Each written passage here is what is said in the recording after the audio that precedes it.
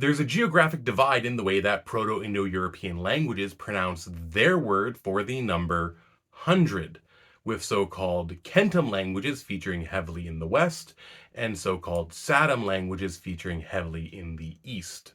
These types of geographic borders for linguistic features are called isoglosses, and technically this one isn't about the word hundred per se, but rather the word hundred provides an illustrative example of how these languages have developed their dorsal consonants, those being k, g, and y. Kentum languages take their name from the Latin word and tend to heavily feature k sounds. Examples include Greek ekato or Welsh can't. Note that despite Latin being a Kentum language, its descendants, the Romance languages, tend to heavily feature sibilants. As I covered in my previous video, this was the result of subsequent palatalization, which acted on Latin k.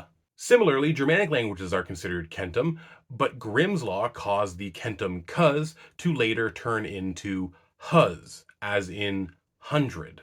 Satem languages get their name from an Avestan word and tend to heavily feature s sounds, such as in Persian sad, Hindi so, and Russian sto.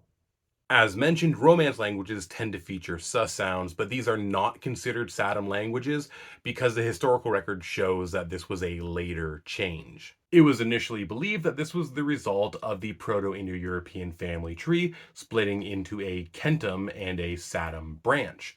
But if that was the case, then it is surprising that Tocharian, a language that was spoken in Central Asia and is one of the easternmost Proto-Indo-European languages, is Kentum. As such, the modern explanation is that this is not a branch split, but rather an areal feature, a regional sound change.